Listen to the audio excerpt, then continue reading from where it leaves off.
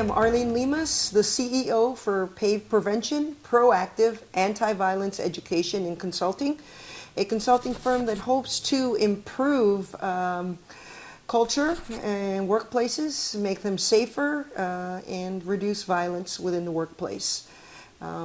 This is our podcast, Disrupting the Dominoes, and this is the cool part of my job.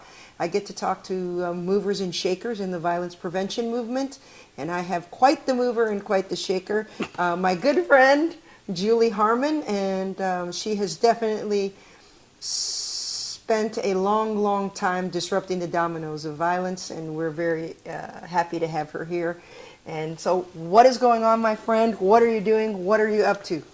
Thanks, Arlene. We're doing a lot of things. We are looking at violence from so many different perspectives. Workplace, from racial trauma, for people with different abilities, neurodivergence, plus our bread and butter, which is let's prevent it before it starts. So young people and people in the workplace, and we have a special population in Columbus, which is seniors, Wow. that we also work with.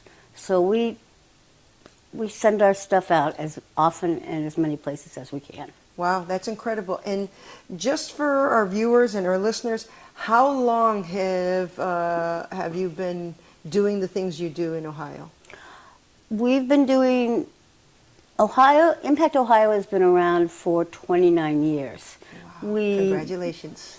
We didn't start doing all of these things, of Right, course. right. We grew into it as we grew our team and our expertise, and science changed and information came, and so it's constantly evolving. Right. And even before that, before it came under the umbrella of Empowerment Self-Defense, you were a martial artist. And that's where we first met, and our paths crossed in the 80s. Oh, wow. But yeah. I'm not that old, really. Either am I. I started teaching when I was 12, right? Exactly. So I have several nerdy questions that I'm going to share with you. As you know, PAVE Prevention is hoping to reduce workplace violence and also create a culture where there's better productivity, less turnover, less absenteeism, and just a healthier workplace where people are happier and more productive. So questions are going to be a little geared around that, but Sure. I know that you have some great ideas and some opinions in this area. One or two, just maybe one or two. Okay, so what does a safe workplace look like to you? I think that's such a great question, and one that my larger agency is also struggling with, or at least wrestling with. What is a safe workplace in terms of people's physical safety, Right. but more so their emotional safety, and more so their ability to be seen and heard and listened to. And I think that piece is something we have not really addressed in terms of a lot of programs that look at workplace violence. Right. We do have a pretty decent idea of when violence comes to work, what do we do for domestic violence situations, or what do we do in terms of situations where there's a harasser or they're being followed to work. Right. As a culture, we've kind of gotten that piece, and here's what we do, but we don't generalize that to what if my coworker is the one that is harassing me, or what if my supervisor is the one who is not respecting my boundaries or touching me inappropriately. Right, yeah. And just the little microaggressions that people deal with that can derail your day. Awful. Yeah, And if you live with a series of microaggressions in the workplace over time, people stop coming to work. They break you down. They don't want to do what they do. They don't volunteer for anything extra. They lose energy, and they eventually quit. Right, exactly. It sounds, maybe it sounds dramatic to people, but I believe violence in all its forms, from microaggression to full-blown event, they're robbing us as a society. It's robbing us from being our best self, our best mom, our best dad, our best boss, our best employee. That's what I feel, again, from microaggression to full-blown event, it's robbing us, and we need to address it. Well, we spend more time at work than we do anyplace else. Yes. So why shouldn't work be safe? Yes. Or exactly. safer? Exactly. Awesome. Awesome. Okay, so my second question, how has your life changed since, or your path changed, since you've been involved with the violence prevention movement? I'm trying to remember my life when I was not involved in the violence prevention movement in some way. Right. I'm a child of the 70s, so we were activists, we were feminists, we pursued the first rape crisis center with a good friend of yours, Sonny Graff, in Yes. Columbus, Ohio, Yes. Women Against Rape. So there's always been that piece that was an activist. I never thought it would be my job or my Right, profession. Right. And Wow. it turned into that. And, you know, what do you do for a living? I went to graduate school. I have a Ph.D. I'm a psychologist. I'm an organizational development consultant. I'm a third-degree black belt. And I teach self-defense. Right. So it's a really weird thing to It's say. awesome. Yeah, it's I to mean, say you that. come with such a unique skill set. Your skill set is just incredible on the value that you bring to our movement. So thank you. It's fun. It's really fun. Awesome. Awesome. Okay, my next question. Do you see a benefit of human safety skills being pulled into employee or workplace training? Absolutely. Absolutely. I think you have to start at onboarding and you have to start 90 days after, Right. and you have to have that be part of supervision and ongoing continuous employee improvement. Right. And some of the skills are group skills and some of those skills are individual skills. Right. Right. And they're skills like your opinion matters. Yeah. And depending on what age people are when they enter the workplace and how they navigate feeling like they can speak up, Right. it's so important. Right. Yeah, and I think one of the things that PAVE is uniquely positioned to offer is, and I also we're calling like a safety check, a safety checkup, where what are the processes when something happens? How is it handled? You know, and again, we're not pointing fingers or saying. Or you is did it right. handled? Right. You know, but these are, you know, through our other clients, this is what we've come up as with a best practice. For sure. What do you think? You know, and kind of presenting it on the table like that. What's working for you? What's not working for you? And, you know, let's add what's not working. Let's correct what's not working. And let me share what's working with everybody, all the rest of our clients. You know, I don't know. I think that if I can, Sure. I think that we have to start sooner than that. Okay. With that, everybody is going to make mistakes. Yes. Everybody is inadvertently going to do a microaggression or Right. act badly. Depending the day, or, right? Or, Yeah, or right. something. So let's normalize mistake. Very and good point. Then let's talk about intention. Right. Because until somebody gives you feedback that was something that you shouldn't have said, you don't know it. Yes. And so I think right now the way workplace violence or miscues or behaviors are handled are very quiet. It has to be very personal. You're going to go to HR and then HR is going to pull you aside and they're going to talk to you and then you're going to have this and you Yeah. might... And it doesn't normalize the fact that there's Right. Good point. stuff happening. Right. Yeah, good point. And when it's a major event, and I'm going to use the Chicago Blackhawks as an example, Okay. right? They just had a player come forward that during their Stanley Cup run, a coach took advantage of one of the players and sexually assaulted them. And because they were in the middle of the Stanley Cup run, it was kind of like, hey, let's not worry about it now, you're okay. And it literally was a horrific experience in addition to the initial event for this young player. Yeah, to keep that quiet and to yes. sit on that. And then feel like what just happened to me meant nothing. Right, because the No cup one is more cares. important Right. than me as a Right. person. So maybe if in this process there were other people he could have gone to report to. Right. The reporting was very limited. The pipeline was very closed on who he could talk to and who he could share his experience with. And, you know, those are the things that I want to take a look at. Because I think the violence in situations like that is power and control. Yes, yes. I mean, that is, we don't talk about that. We think about hitting, slapping, taking advantage Right. of. But the power and control that authority has and influences over players, subordinates, workers, Yes. line workers, hourly workers versus salary workers, all of coach, those things, right, and right, a coach yeah. is extremely off kilter. Right. Yeah. Okay. So our next question is, do you have an experience where these skills could have been used or a success story where they were used?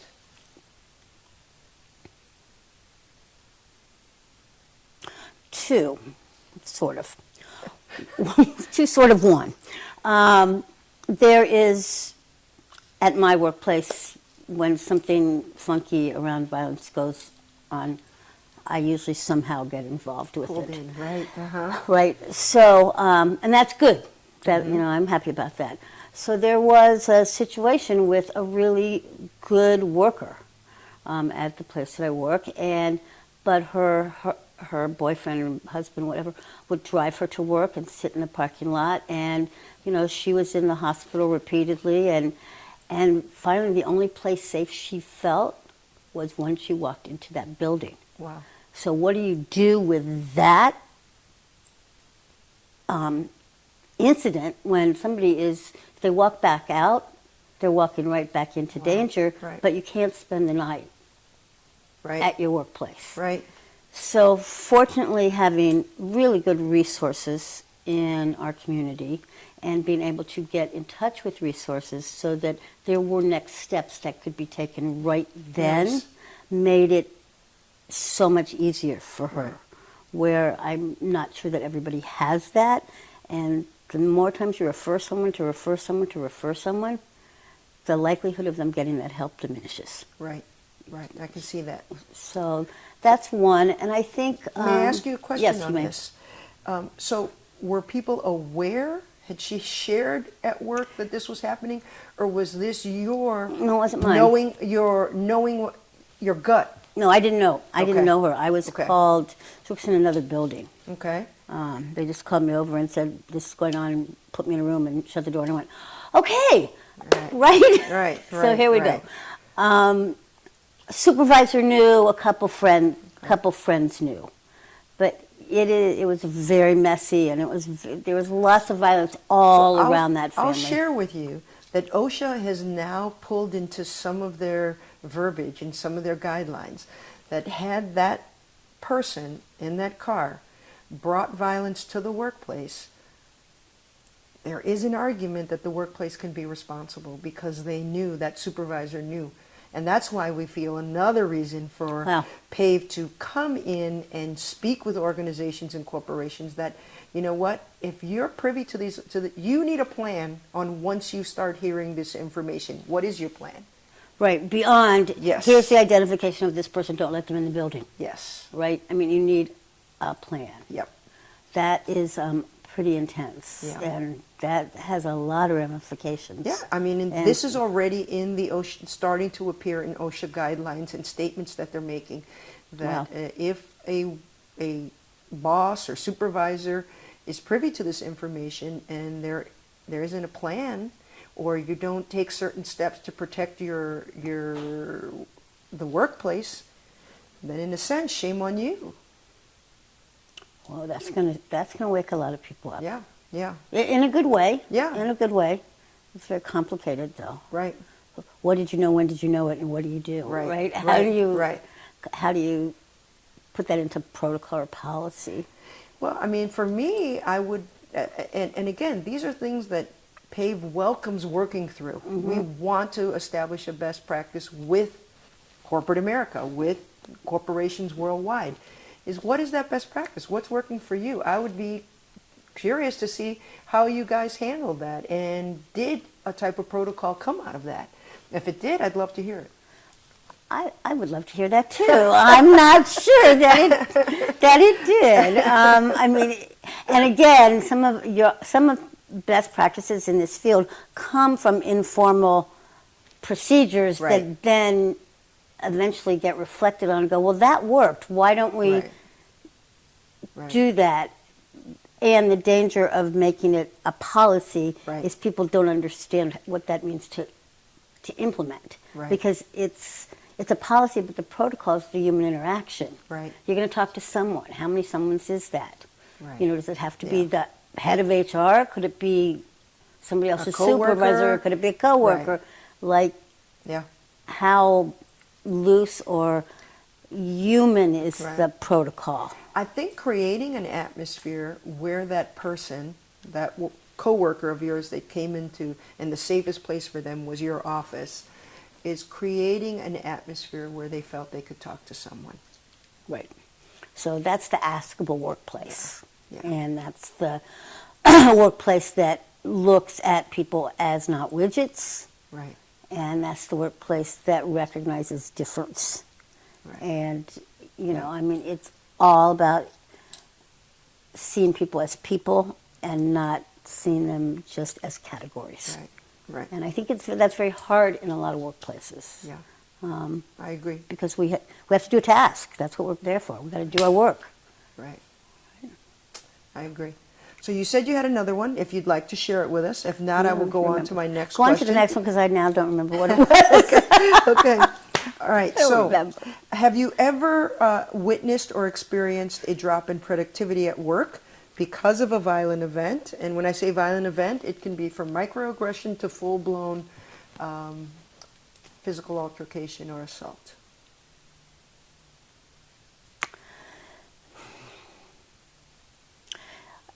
This is a little weird, but somebody drove a car into the building. Okay. Now, it was at night, so people weren't there. But the ripple of the fact that people would drive cars into a social service organization was an incredible tizzy. Not only the wall was down and the building was destroyed, but it's also And those thinking dominoes kept falling, right? Yeah. people were going, well, what are we doing? What if I had been here? What if it had been at noon? What if it had been at 8 o'clock? What if it had been when our seniors were here? So all of that was, I would say, productivity in terms of task was choppy, and productivity in terms of thinking about what if and trying to get people to pay attention that there's more risk here than you think there is. So the productivity was about people finding their voice because something so off the wall happened. Right. Yeah. Who expects a car to come driving through your... Yeah. But my gut tells me is people don't acknowledge that that may impact productivity for the next couple of weeks or the next year. Or you may lose an employee that you invested thousands of dollars to train because they no longer feel safe there. Well, we had a situation where there was an employee who was assaulted doing part of their job, and they happened to have a license to carry. So there was a lot of productivity loss, not productivity loss, but routes rearranged, things redone, because what do you do if a staff member shoots somebody? Yeah. In self-defense, it was fine, Right. but it still is A violent event. a violent Yeah. event that happened on the job. Right. And that was crazy how the repercussions from that changed how people assigned routes and did some other things. It was really quite something. And I think we just need to acknowledge that. I don't think we're acknowledging that violent events can impact how productive we are and how we interact with, again, being the best husband, being the best wife, being the best boss. That impacts us. Totally. So. On top of COVID, which is a violent event in and of itself, Yes. we don't have our resiliency bank filled back up yet at this time. I think we're still looking for, like, what is my normal? What is my, how can we? And people who are planners are like, they can't plan because we don't know what's going to happen. And I think that kind of hesitancy and not knowing gives people a lot of anxiety. And you combine it with a workplace that doesn't talk about stuff that people know is going on. Right. You have more anxiety. And, you know, people just go in and go like this. Yeah. And that's not a productive or healthy workplace. Right. Exactly. Exactly. Okay, so we're on to my last question, my wild card. Oh, gosh, okay? yes. So, if you could convince one person, if you had the audience of one person, that could move our efforts forward, who would it be and why? It would be high school seniors, Wow. because they, at this moment, have such an experience. First of all, they're native with technology, Right. so communicating is like this to them. They have experienced life pre-COVID.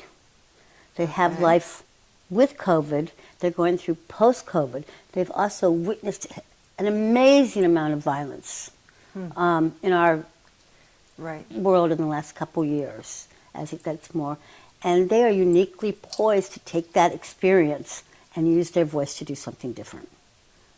Because they're not all going to go to college. They're going to go into a workplace. They're going to go into a trade. They're going to go somewhere. We need to help them use that understanding and their experience to change the worlds they're going to enter. Right. And listen to them. And listen to them. Right. Yeah. Listen to them and move their ideas forward. All you have to do is talk to a 16-year-old for 20 minutes. You will realize you know nothing.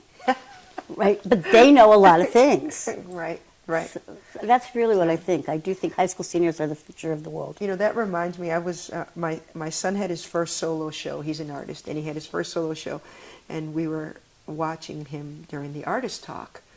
And then at some point he was talking about some artwork that, the images that he drew, that he's a printmaker, were of a volunteering vacation in Guatemala. Mm-hmm.